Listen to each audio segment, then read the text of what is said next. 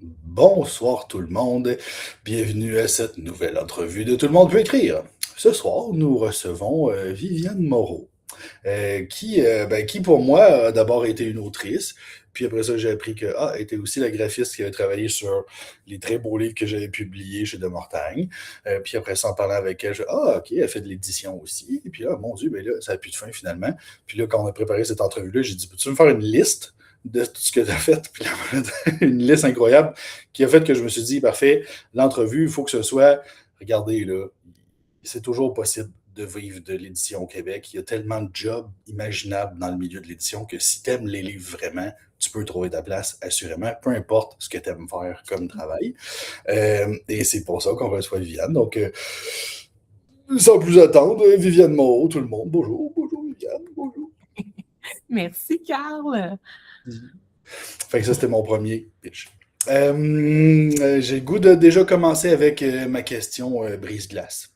Okay. Comment la littérature, l'écriture ou la lecture, les deux peut-être, sont arrivés dans ta vie?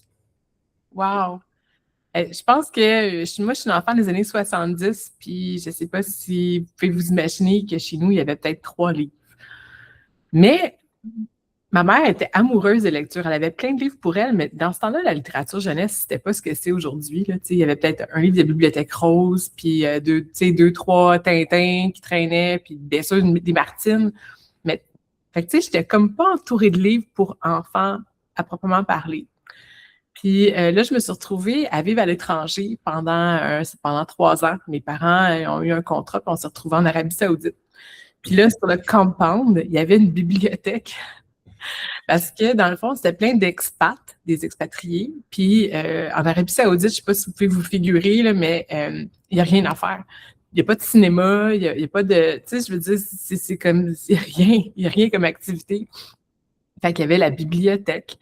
Fait que c'est comme ça, je pense que les livres sont rentrés dans ma vie parce que là, dans le fond, moi, j'étais à l'école en anglais, puis il y avait plein de livres disponibles, le club des babysitters en anglais. En tout cas, on aurait dit, tu sais, que là, j'ai découvert un univers, il y avait comme beaucoup, beaucoup plus de littérature pour enfants adaptée, tu sais, à mon âge. Les Nancy Drew, tous les livres en anglais, finalement, qui étaient comme tout d'un coup disponibles, que je savais pas qu'ils existaient, qui étaient juste pas dans ma vie avant. Fait que je pense qu'à partir de là, il n'y a pas eu de retour en arrière possible. Puis, excuse-moi, j'ai un petit fin de tout. Est-ce que, comment je fais ça?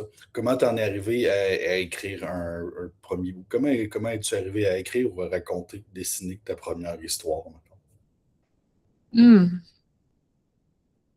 Mon Dieu. Je sais pas si c'était une histoire à proprement parler, mais je me souviens qu'au secondaire, j'étais vraiment bizarre, là. Je pense que tout le monde va s'identifier à ça. Tous les auteurs tout le monde qui est dans ma gang, en tout cas, s'associe à ça. Continue. Je traînais avec moi, là, j'avais comme un calepin, dans le fond, là, de feuilles mobiles, là, comme que j'écrivais. Je passais mes cours à écrire. Je faisais juste ça. J'écrivais ma vie, j'écrivais toutes sortes d'affaires. J'écrivais des choses que je trouvais intéressantes. Mais tu sais, c'est plus comme une collection Ouais, c'est vraiment des récits là, de ce qui se passait dans ma vie. Comme un journal intime, je dirais, mais tu sais, comme il avait pris des proportions, là, c'était comme immense. Puis comme je te dis, je faisais juste ça, c'était comme compulsif. Puis à la fin, tu sais, j'étais rendue un peu, j'avais peur que les gens, les gens, ils avaient remarqué que j'avais ce gros cahier-là, puis ils trouvaient ça intriguant.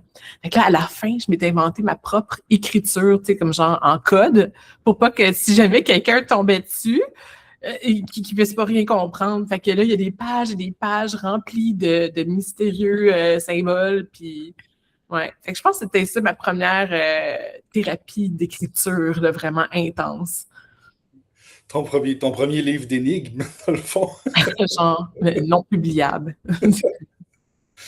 Wow, OK. Puis, est-ce que tu as commencé, est-ce que tu as mis un pied dans l'édition à travers ta première publication comme auteur ou comme autrice? Est-ce que c'est arrivé avant par une autre porte, dans le fond? Moi, je ne savais même pas que ça existait, l'édition. Tu sais, c'était comme pas un domaine ou un métier que je m'étais figuré exister. Ouais, c'est niaiseux de même. écoute, j'étais rendue, j'ai fait mon parcours, tu sais, je commence cégep en lettres. Après ça, je continue, poursuivre à l'université, premier bac en lettres. Je continue une maîtrise en lettres. Puis dans ma tête, c'était la seule chose que je peux faire avec ça, c'est aller enseigner. Puis, je ne sais pas ce qui est arrivé, je pense que c'est le contexte. Les gens n'avaient pas encore pris leur retraite, puis tous les postes au cégep pour enseigner étaient tous pris. Fait que quand je suis sortie de l'université, j'ai envoyé plein de CV, puis j'ai jamais eu d'opportunité. Puis, entre-temps, ben, j'avais rencontré mon conjoint actuel, puis lui était aussi en littérature, puis lui avait commencé à travailler pour des éditions Stanky. Puis c'est là que j'ai découvert que, OK, oui, il y a des gens qui font les livres. Fait que là, j'ai découvert tous les métiers qui avaient rapport avec l'édition, puis je me suis enlignée vers ça, finalement. Fait que t'es entré par le métier, finalement, avec Ouais, ta formation. maîtrise, vraiment. Tu sais, c'est comme, à cette époque-là, il n'y avait pas de maîtrise en édition.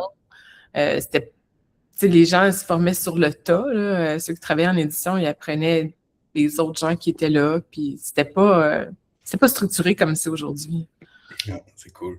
Fait que là, je veux que tu me refasses ta liste de tout ce que tu as touché. Ben, où je peux, à moins que c'est-tu le genre d'affaire que tu sais par cœur, que tu peux juste énumérer comme ça? Sinon, je peux la lire à voix haute. Vas-y, je pense que c'était quasiment chronologique. Ouais. Parce que dans le fond, je veux juste, comme ça va laisser le temps aux gens de faire mijoter leurs questions, parce que c'est sûr que quand ils vont entendre tout ce que tu as fait, ils vont pouvoir faire « Ah, j'aimerais ça poser une question là-dessus. » Fait que, bon, Liliane a été libraire. Ça c'est accessible, on peut comprendre. Éditrice. Ghostwriter, ça veut dire que tu écris le livre, mais tu ne mets pas ton nom dessus. Traduction pour les autres. Traductrice, intéressant. Graphiste, comme je l'ai dit tout à l'heure. Correctrice d'épreuves aussi, parce qu'on n'a pas encore beaucoup parlé forcément, mais vous m'avez peut-être déjà entendu nommer cette étape-là qui s'en vient plus tard dans le processus. Réviseur, affaire qu'on n'avait pas nommé. Et autrice, bien évidemment, comme je l'ai dit. Fait que, libraire, éditrice, ghostwriter, traductrice, graphiste, correctrice d'épreuves, réviseur et autrice.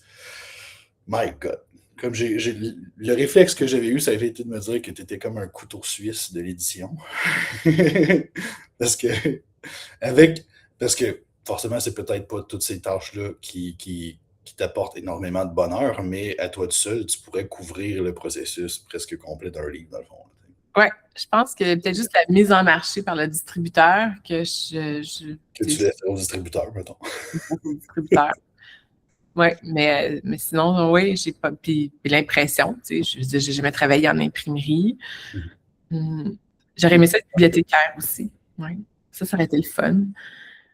Mais oui, je peux effectivement faire un livre de A à Z. Fait que dans toutes ces étapes-là, est-ce que, parce que moi, dans cette formation-ci que je suis en train de faire, tu sais, je veux oui, on travaille à écrire une nouvelle. En fait, les gens, les membres font ce qu'ils veulent. Ils peuvent travailler leur roman s'ils veulent. C'est juste que moi, je leur montre comme les étapes de l'écriture et de la réécriture sur un texte qui est faisable en 15 semaines. Fait une nouvelle ou un extrait de chapitre. Puis après ça, ben, ils peuvent le faire de façon exponentielle sur leur roman, s'ils le souhaitent. Partant de là, je veux aussi leur montrer tout ce qui se passe dans le milieu de l'édition, puis leur faire découvrir que il y a plein d'affaires possibles dans le milieu d'édition que pour moi elles sont évidentes parce que c'est ça, ça fait depuis toujours, mais que quand on en parle de cette façon-là, ça fait remonter les affaires, puis on fait ah ben oui, c'est vrai, tu sais, comme tu as dit toi-même, tu pensais même pas que l'édition c'était une affaire qui existait, tu sais. Fait que c'est ça. Fait qu'en ce sens-là, toi, mettons la partie, comment je pourrais dire ça? Je veux qu'on parle de la viabilité de vivre uniquement de trucs qui viennent du milieu de l'édition, en faisant comprendre que c'est peut-être pas en faisant juste une de toutes ces affaires-là que tu peux en vivre. Fait que, est-ce que je t'ai donné assez de matériel pour que tu aies le goût de parler de ça? OK, la viabilité, ça c'est intéressant. Ça marche? OK, cool. On ne se le cachera pas, là, quand mes parents ont appris que je m'en allais en lettres au cégep, c'était comme leur première pensée, c'était « Ouh, j'espère qu'elle va avoir un mari riche. » Tu sais, comme... pour eux, puis je pense que le stigmate existe encore. On ne peut pas vraiment se figurer que les gens vont gagner leur vie en travaillant dans ce milieu-là. C'est difficile à percer. Puis encore là, comme tu dis, je pense que pour tirer son épingle du jeu, il faut vraiment être versatile, il faut être proactif. Je vois beaucoup de mes collègues auteurs en ce moment, ils vont faire des animations, ils font beaucoup ils vont faire beaucoup. Ah, justement, une collègue autrice. Allô?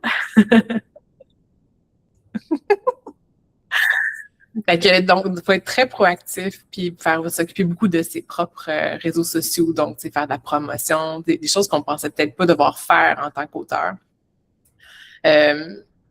Pour tirer son épingle du jeu, si on est vraiment des passionnés de livres, ben là, dans mon cas, moi, c'est ça, j'ai appliqué le principe de je veux tout faire, j'aime tout, puis j'ai proposé mes services, puis j'ai appris sur le tas, parce que comme je vous expliquais tantôt, il n'y avait pas de maîtrise, il n'y avait pas de formation offerte là, pour les gens en édition, fait que c'est vraiment genre, tu te fais engager dans une maison d'édition, puis là, tu apprends les rouages.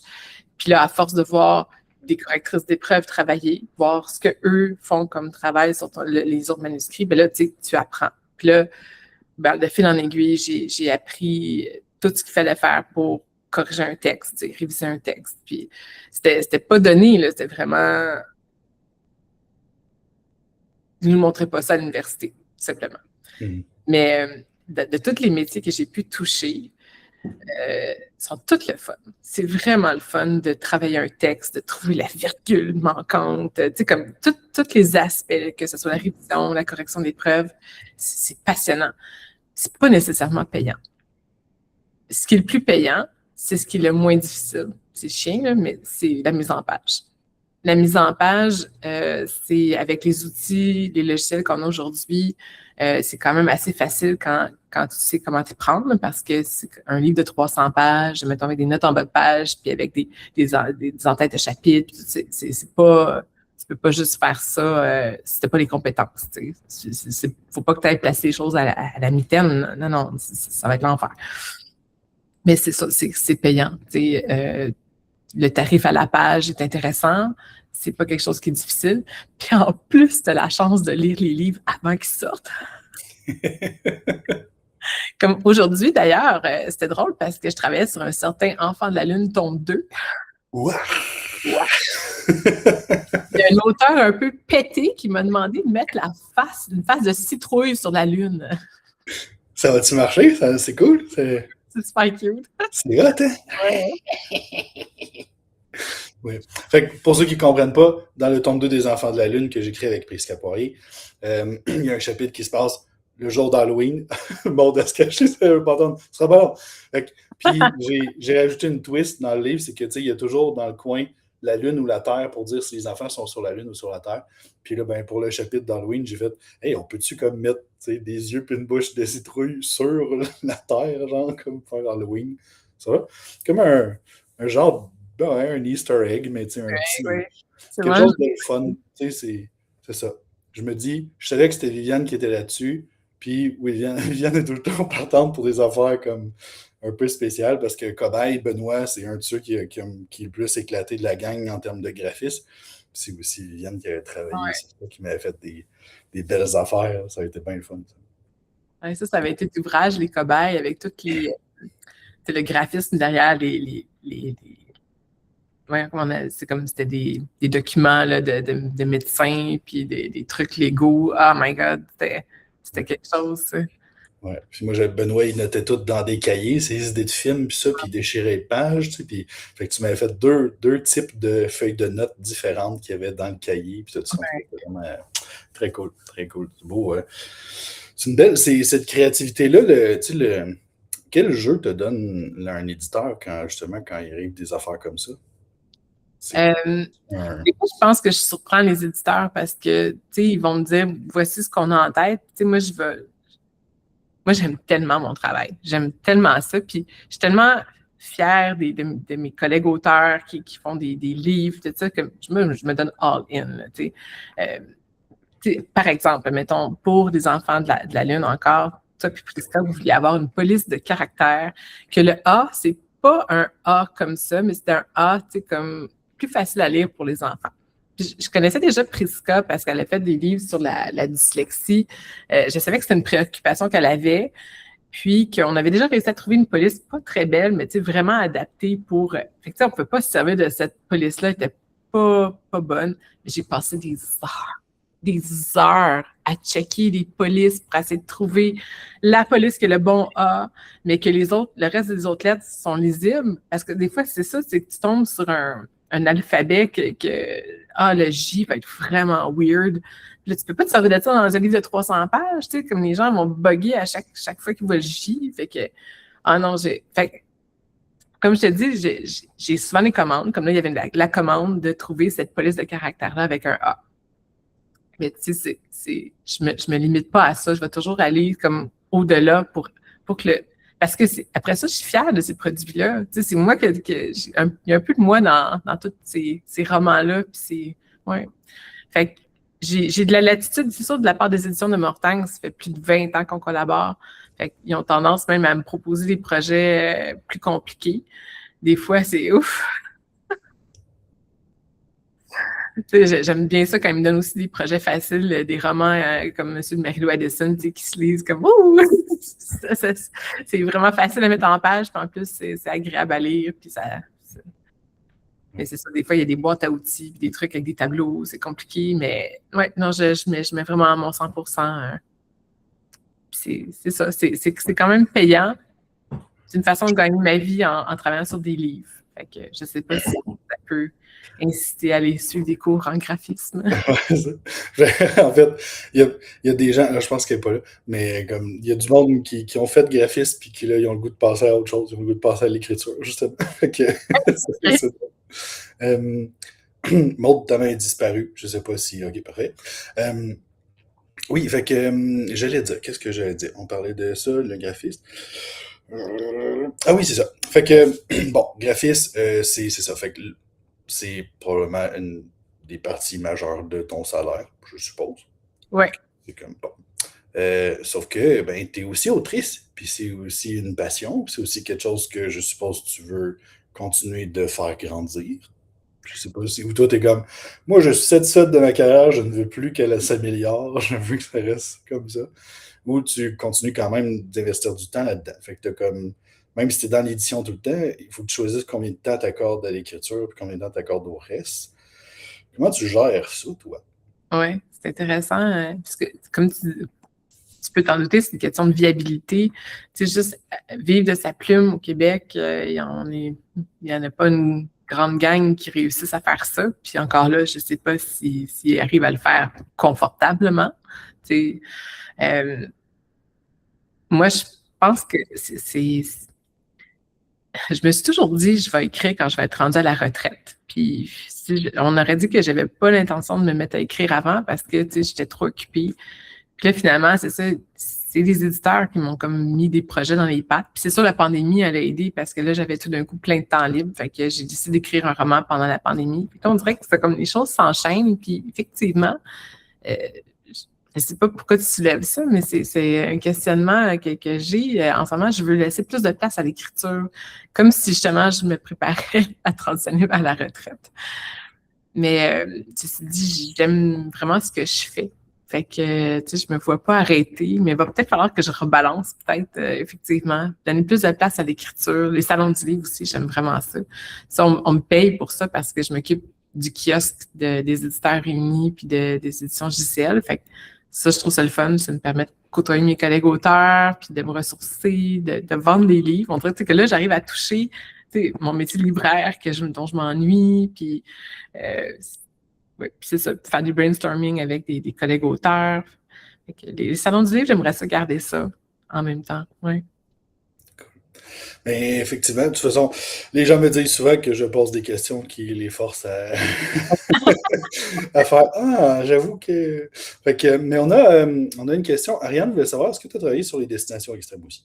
Oui, c'est moi qui ai fait le premier ranch de Heaven's Gate de Marie-Lou.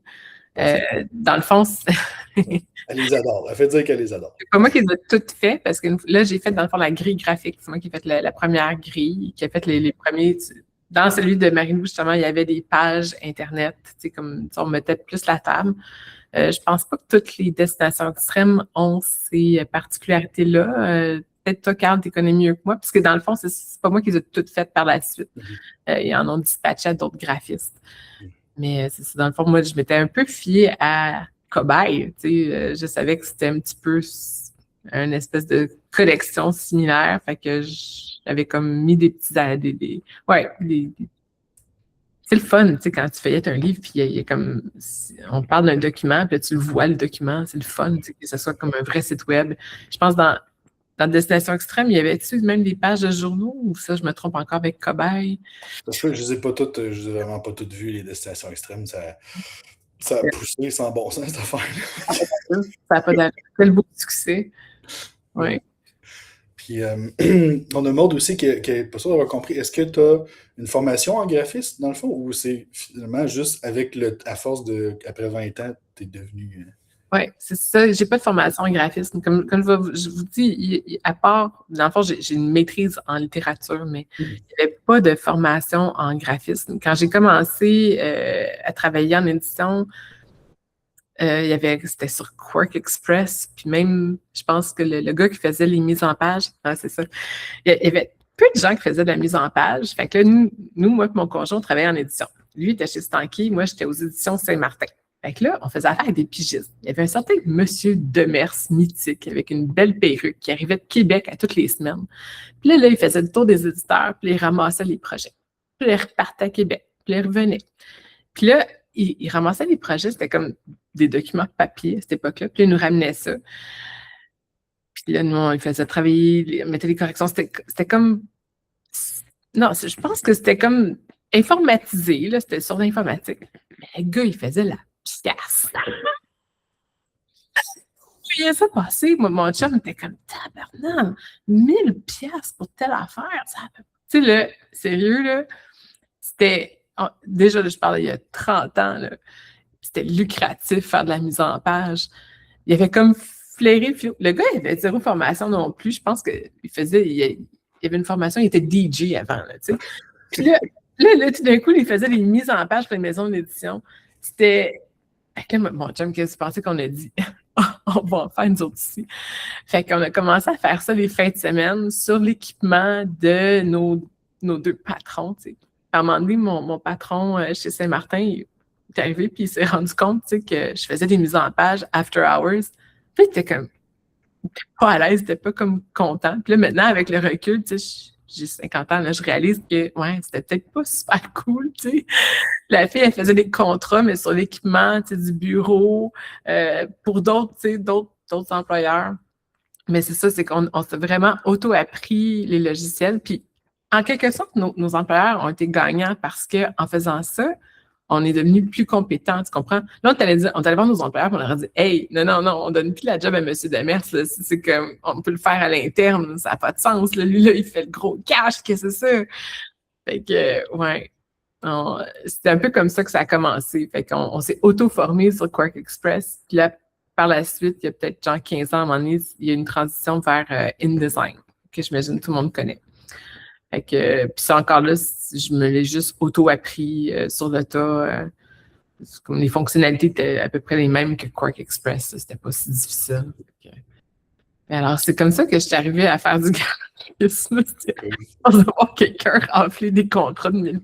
J'étais comme, what? Je vais me garder la prochaine question de mode pour plus tard, parce que je ne veux pas juste parler de graphisme.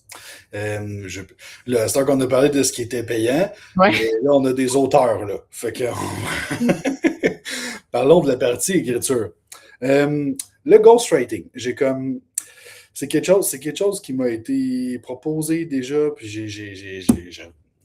j'avais trop peur parce que je me disais, une fois que je vais avoir mis tellement d'amour dans ce texte-là, comment je vais faire pour pas dire que c'est de moi, tu sais, comme, je sais pas, mais encore là, peut-être que j'ai une image trop romantique du ghostwriting, mais est-ce que je me trompe? Est-ce que c'est vraiment, on parle d'écrire quelque chose pour quelqu'un d'autre, puis de pas mettre son nom dessus, là? Exact. C'est la même chose. C'est vrai que, je m'en ai dit, c'est comme une traduction, dans le fond, parce que tu t'investis le même temps, je pense que tu es rémunéré sensiblement le même prix. Sauf que c'est vrai que ton nom est dedans. Tu sais, quand tu trouves la page d'écrit, ta page titre, ton nom va apparaître. Ouais, j'avoue, ça dépend quel genre de livre tu écris aussi. Tu sais, comme dans mon cas à moi, c'est un guide, mettons, entre autres, là, un guide sur la pharmacie. Tu sais, je ne sais pas avoir mon nom associé à pharmacie. Tu sais, c'est pas mon domaine d'expertise.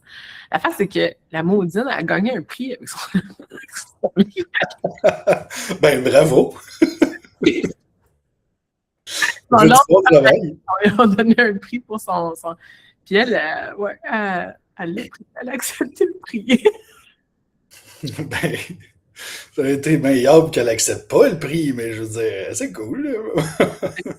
Dans le fond, quand j'avais commencé chez les éditions Saint-Martin, je me suis tout de suite fait très, très humble parce que les éditions Saint-Martin, c'était pas un truc de grand public, c'était vraiment des ouvrages didactiques axés vers le domaine scolaire.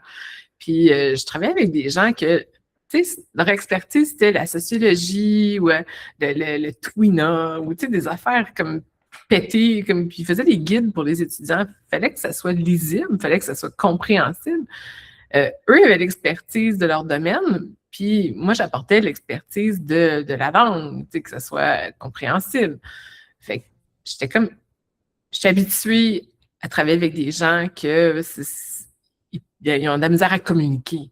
Fait que, tu sais, dans le cas de la pharmacienne, j'avais une table des matières, c'est tout, là, tu sais. Voici les sujets dont j'aimerais discuter, mais elle avait ni le temps, ni j'imagine, les compétences pour faire un livre.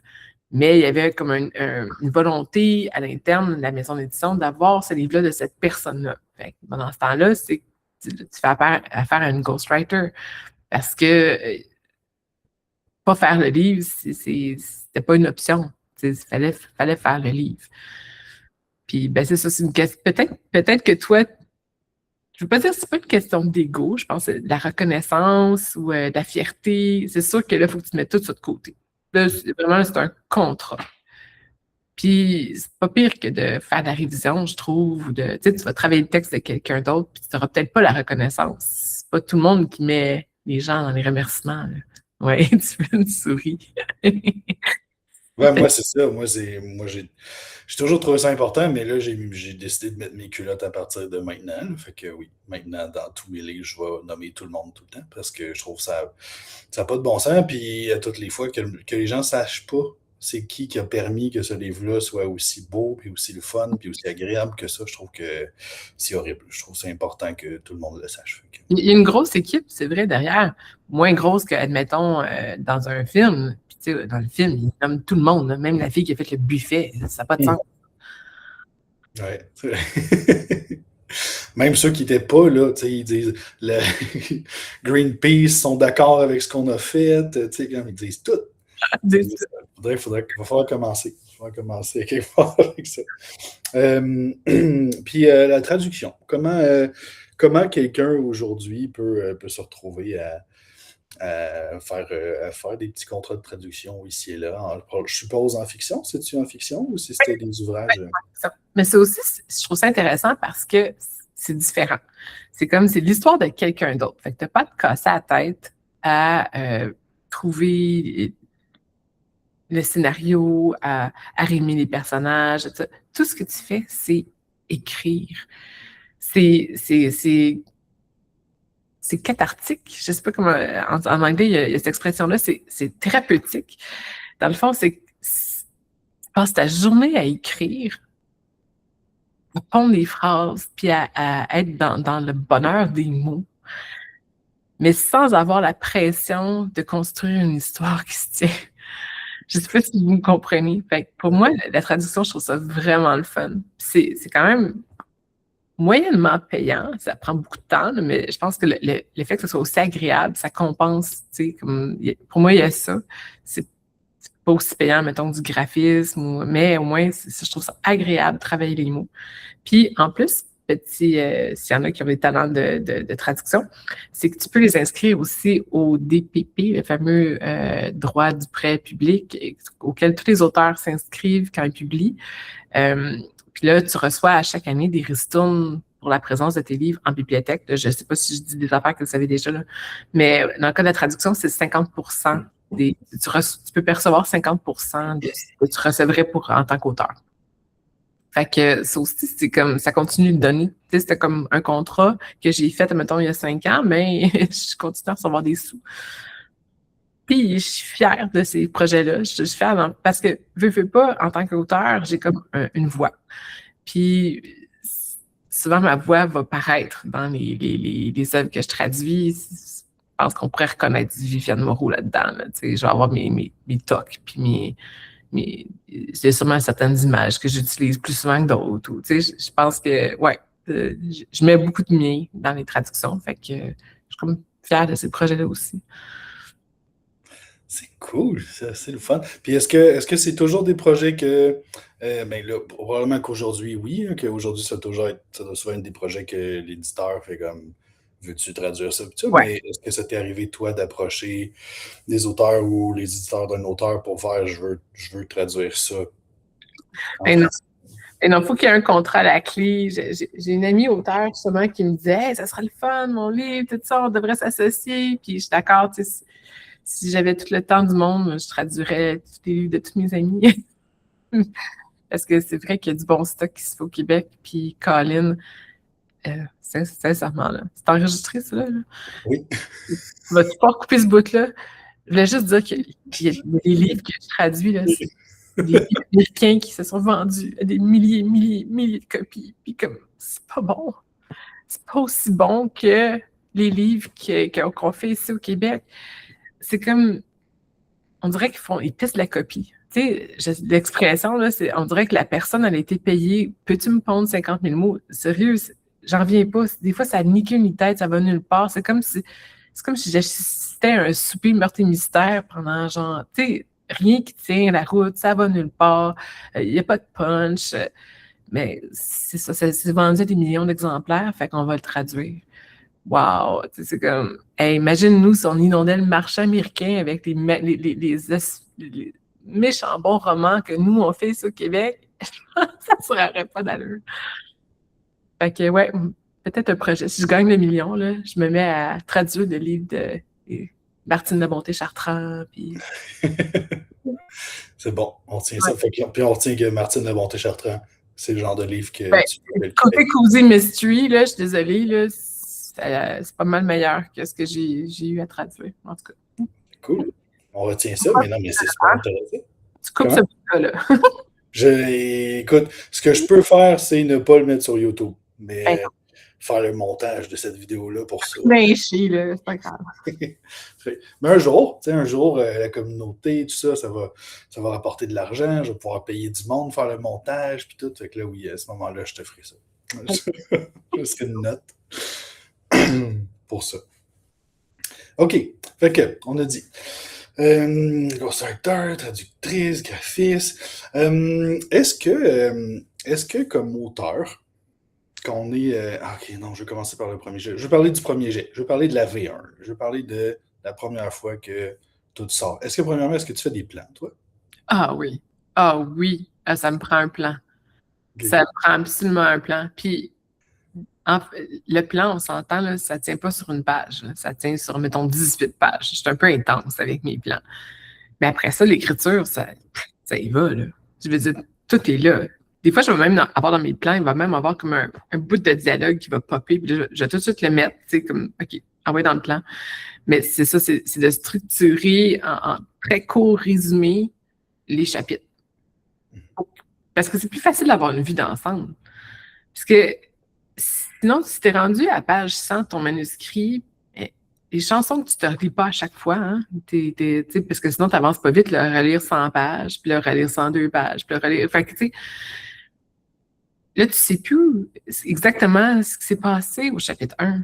Il y a comme un flou, là. C'est normal. Là. Ton livre, tu ne l'écris pas en une semaine, là. Tu l'écris sur une période de plusieurs mois. Avoir le plan, d'avoir une idée claire d'où tu t'en vas, puis de ce que tu as décidé. Oui, moi, je trouve que c'est un outil phénoménal. Je sais qu'il y en a pour qui l'inspiration prime, puis mais c'est leur méthode. Je pense que, puis ça tant mieux s'ils arrivent à des résultats avec ça, mais moi, je pense vraiment que, dans mon cas, moi, ça prend un plan, absolument. Fait que ça répond à ma première question. le plan. Mais oui, ben, c'est correct, tu as tout à fait le droit. Moi, je sais que mon plan fait tout le temps au moins 10% de mon roman. Là, fait que, OK. si mon roman a 50 000 mots, mon plan, il y a minimum 5 000 mots. Fait que toi aussi, dans le fond, tu as une vue d'ensemble de où tu t'en vas avant de commencer Oui, le. oui, oui. Puis, tu sais, là, je fais une nouvelle dans le cadre de la formation pour montrer c'est que ça marche, ce que je dis de faire.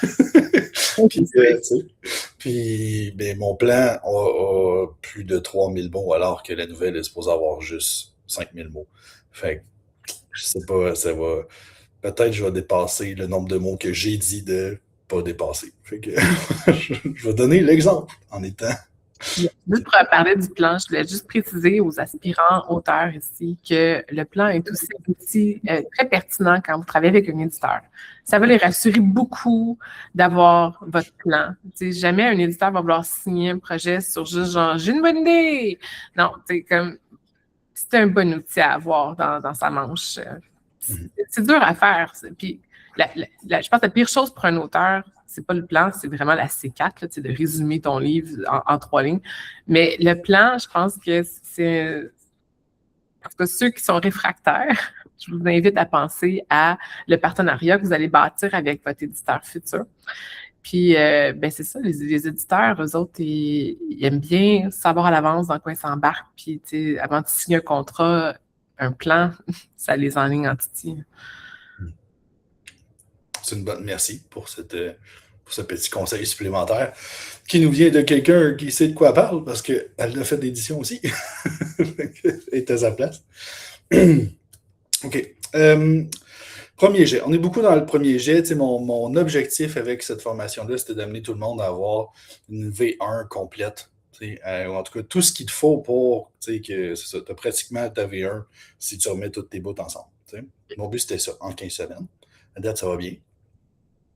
Est-ce que tu as des conseils à nous donner pour l'écriture de la version 1 de notre premier jet? On parle d'un V1 de 5000 mots, t'as dit? Ouais, ben, moi, je propose jusqu'à 5000 mots, mais ça se peut qu'il y en ait qui fassent plus, ça se peut qu'il y en ait qui prennent un chapitre. Bref, je les laisse aller. Là. Puis cette nouvelle-là, dans le fond, c'est... est-ce que dans la tête de tous les auteurs aussi, cette nouvelle-là ferait partie d'un tout plus grand éventuellement, ou c'est comme une nouvelle unique? L'objectif, c'est de publier dans un recueil de nouvelles de Tout le monde peut écrire. Ah, OK. Fait que ça pourrait éventuellement aussi faire partie d'un roman, mais pas nécessairement. Oui, c'est ça, tout à fait, oui. Ça peut devenir plus aussi. Mais de façon générale, quand tu penses à ta V1, ton premier jet d'écriture, y a-t-il des affaires que tu gardes en tête qui sont importantes selon toi? Moi, je pense qu'une chose qui est importante de surveiller, c'est vraiment les répétitions. Je pense qu'on ne se rend pas compte des fois à quel point on utilise les mêmes mots souvent. Là, fait que dans ta V1, en la réalisant, si tu peux prêter attention à ça, ça peaufine le texte, ça le rend plus solide. Pour faire attention à ne pas toujours utiliser les mêmes mots. Là, entre autres. Je t'ai fait geler. OK, excuse-moi. C'est parce que ce que je voulais dire, en fait, c'est que... Je trouve, comment tu sais si ta V1 est prête? C'est tough. À un moment donné, j'ai l'impression qu'on fait très angoissé, qu'on est comme genre, OK, là j'ai tassé juste une virgule, là, je pense que le texte est parfait, là, c'est comme, il est parfait, je sais pas. À un moment donné, on fait juste peser sur send, là, parce qu'on est comme plus capable. Ouais. Je pense que on sait qu'on est arrivé à la V1, qui est parfaite, mais sinon, je ne saurais pas quoi dire. Peut-être lâcher prise, justement. Comme à un moment donné, il faut lâcher prise. Il faut que tu arrêtes de relire ton texte puis d'essayer de trouver. C'est comme, lance-le dans l'univers, va écouter le son de cloche de quelqu'un d'autre qui va te revenir avec son point de vue, ses commentaires. Parce que là, c'est juste une V1. Ouais. C'est parfait. C'est ça. Parce que moi, je leur dis tout le temps, première version, tu fais juste tout dire, tout écrire, puis après ça, tu refais. Après ça, tu regardes toutes les autres petites affaires qui se sont. Donc, c'est après la V2, là, de regarder les choses en double, les doublons. Ouais, c'est ça, mais. Ouais, j'essayais d'utiliser. D'habitude, je dis toujours premier jet. Premier jet. Puis là, comme je préparais le cours de demain, puis là, j'étais comme, veux-tu que je dise V1? Tu sais, comme V1, comme étant genre la première affaire qui sort de toi, V1, tu sais. Mais en même temps, j'avoue que nous autres, quand on envoie à l'éditeur, on envoie une V1 à l'éditeur. Fait que ça peut être mélangeant de dire V1. Peut-être dire premier jet quand même. Ouais. Premier jet, tu regardes pas nécessairement les mots en double et tout. Ouais, lâcher prise, c'est ça. Peser sur scène.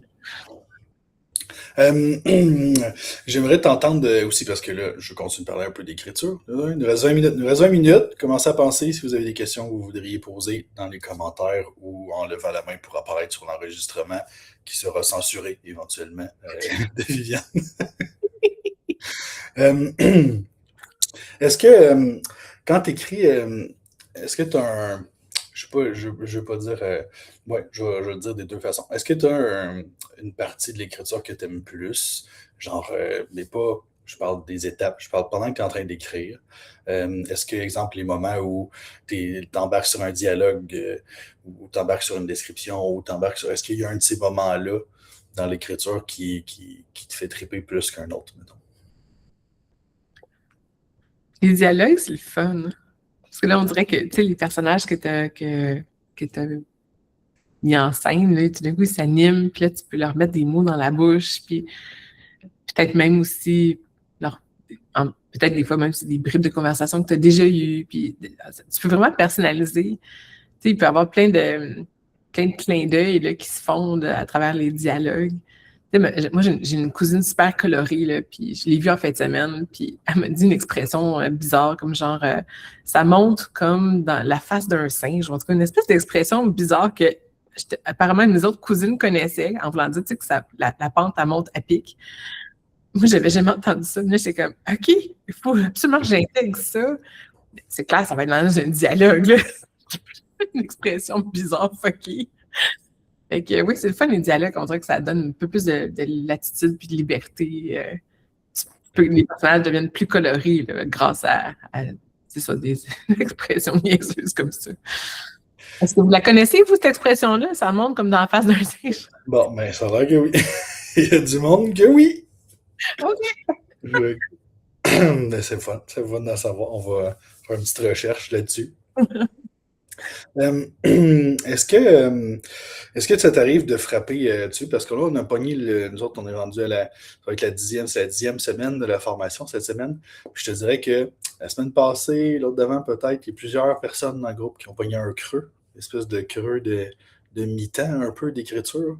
Est-ce que c'est quelque chose que tu expérimentes des fois pendant la rédaction? Oui, mon Dieu, absolument. C'est drôle parce qu'en ce moment, je fais partie d'un collectif qu'on écrit à plusieurs.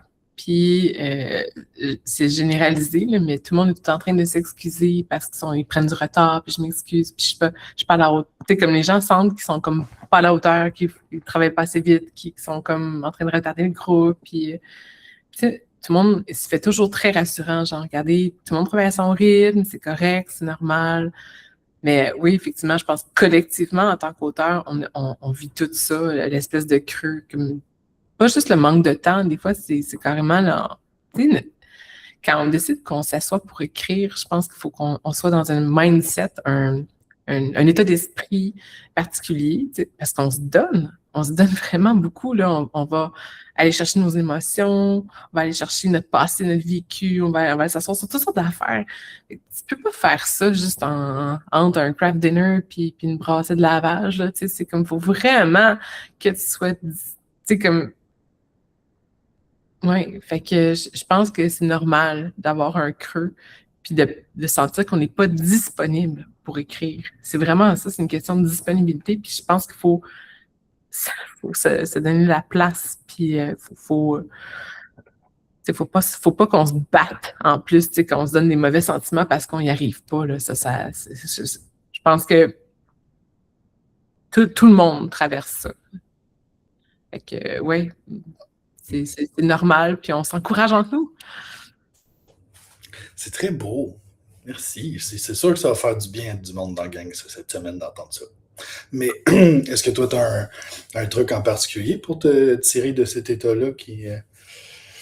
Es-tu du genre à te lever debout de Tony Robbins, là, puis comme sauter puis te craquer, ou t'as besoin de... comme... C'est un de tes trucs à toi, ça? Je sais pas, peut-être. Sauter sur place en criant, oui, c'est sûr que je suis tout le temps partant.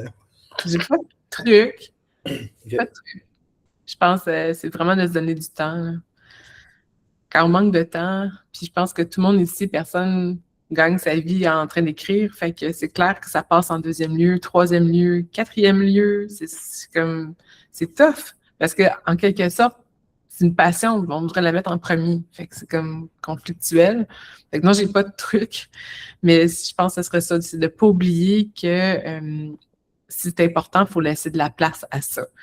Je me souviendrai toujours d'une fille qui me disait tu sais, c'est pas vrai qu'à la retraite, on va faire ce qu'on a envie de faire. Tu sais, comme si t'as pas déjà commencé, ta deuxième vie va pas commencer, ça va pas arriver. Fait qu'elle, elle s'était mise au piano. Parce qu'elle elle avait toujours figuré qu'elle allait jouer du piano à la retraite. Puis là, elle avait entendu dire que non, tu sais, faut que tu commences avant. Faut que tu donnes la place aux choses importantes avant. Pas juste quand tu vas avoir le temps. Parce qu'apparemment que c'est pas vrai qu'on a du temps puis que ça va juste couler de source. Fait que, ouais, juste dans le fond, si c'est important, on donne du temps. Pas toute la place, mais on peut essayer de le prioriser. Puis je pense que les gens autour de nous le comprennent. Ouais, je pense que dès que les gens autour de nous voient que après une semaine à donner du temps à l'écriture, ça transforme une personne. Fait que je pense que quand les autres autour de toi voient à quel point ça te rend rayonnant puis lumineux de travailler sur l'écriture, je pense qu'ils vont tout faire continue. Ben oui, continue. On va aller faire le souper écrit pendant ce temps-là. Wow! Un jour, je vais trouver quelqu'un qui fait ça, moi, tu vas voir. Fait que, mais pas d'une manière sexiste, juste pour être clair. Ça peut être un homme qui ferait ça, ça me dérange pas. Oui, ton fils. Mes enfants peuvent faire ça. Ouais. Faites ça, OK? Oui, donc, OK. Révisant. Où j'en étais? J'ai dit des niaiseries, fait que je suis parti. On pourrait, je sais pas, d'habitude, je n'aborde pas ce sujet dans les entrevues parce qu'il y a des auteurs que ça met qu'ils ont juste pas le goût de parler de ça. Mais quand on parlait de graphisme, parmi les discussions sur le graphisme qu'il y a eu dans la dernière année, il y a beaucoup de graphistes qui se sont plaints ou qui ont nommé leur peur de l'intelligence artificielle dans le métier. Fait qu'on peut partir du graphisme, mais on peut aussi s'étendre à, pour le milieu de l'édition, qu'est-ce que ça veut dire selon toi. Mais si tu dis Carl, bof, on peut passer à un autre sujet. Je ne veux pas te forcer à te prononcer sur ces affaires. Tu veux-tu qu'on parle de l'intelligence artificielle? Si tu veux. Moi, ouais, je vais te forcer à parler de ça. OK. Ce n'est pas mon ami. OK. Fait que, comme dans le graphisme, comme dans la traduction sûrement aussi, mais je veux dire, je te laisse, il nous reste 12 minutes, fait que c'est sûr que tu as le temps de nous en parler.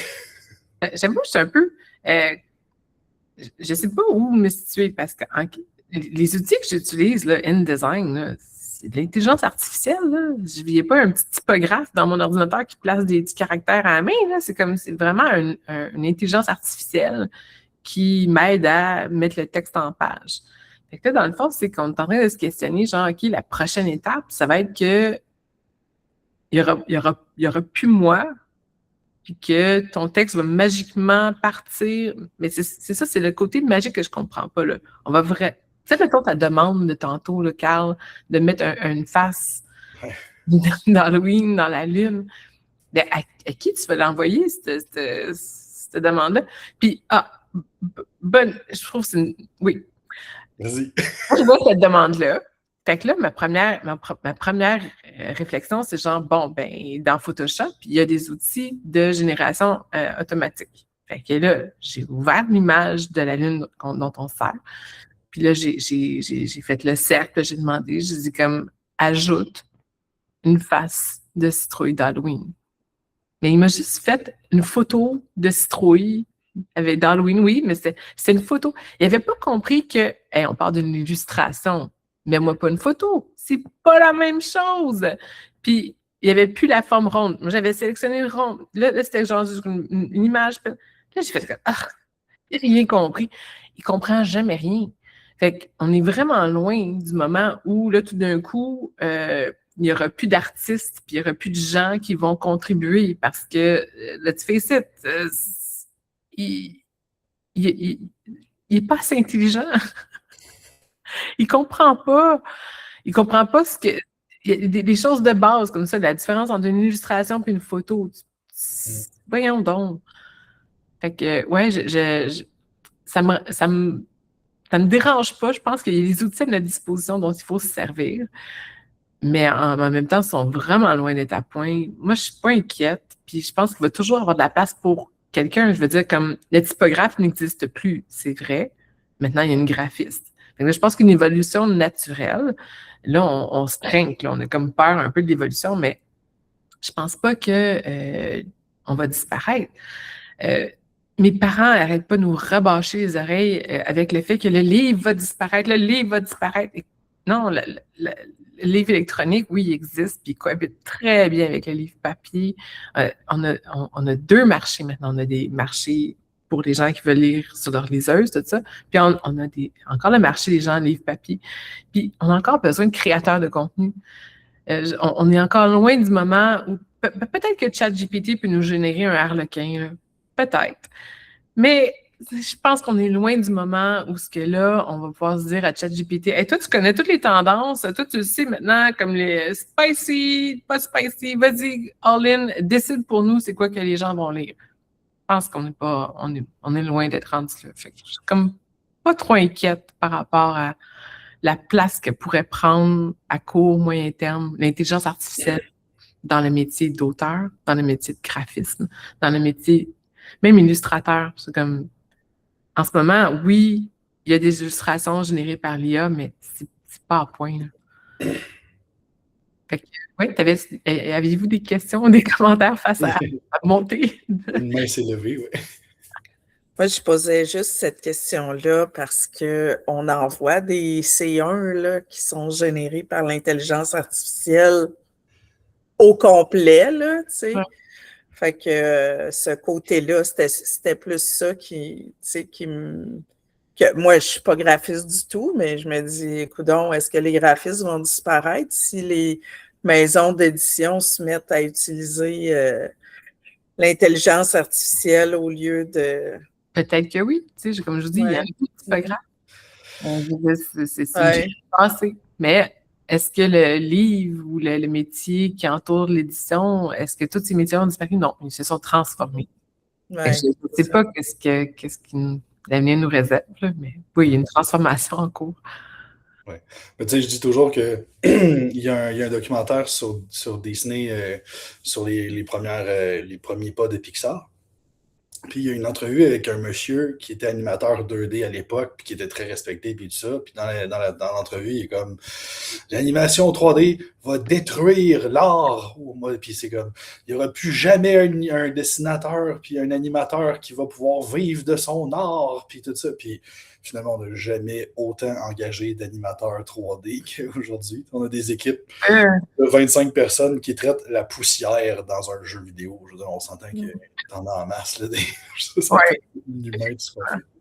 Fait que, ouais, j'ai cette impression-là, moi aussi, que... Différent. Ouais,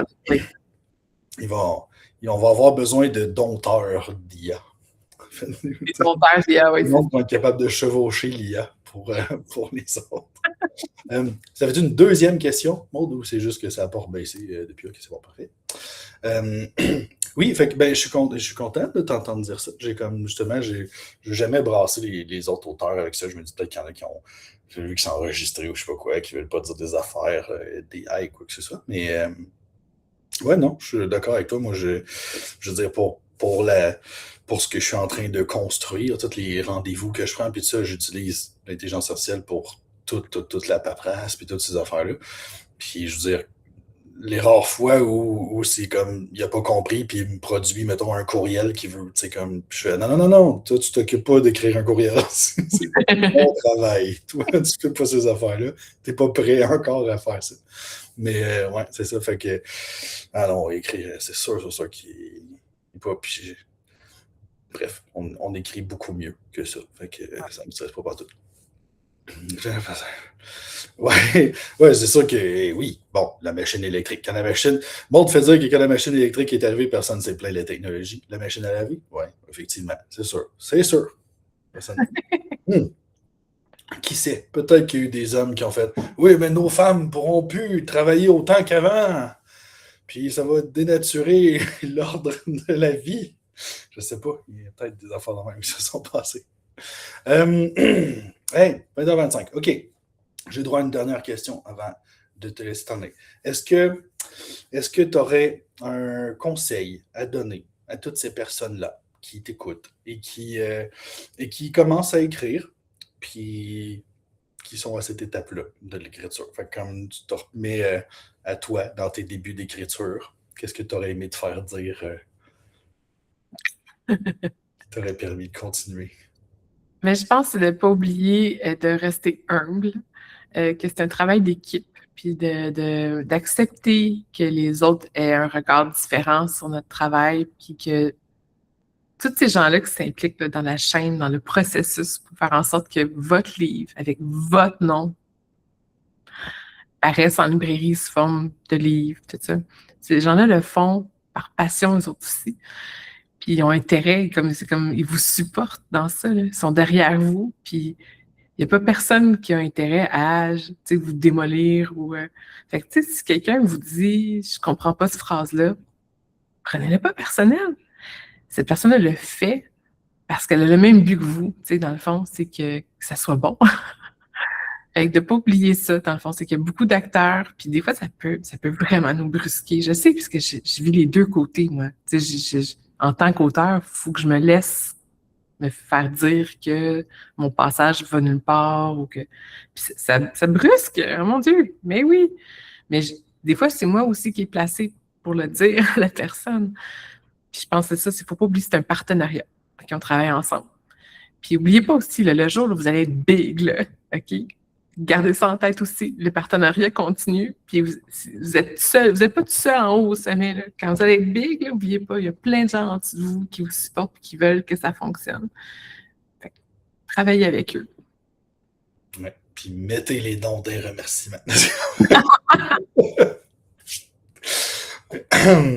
Fait que, oui, ben écoute, merci beaucoup, Viviane.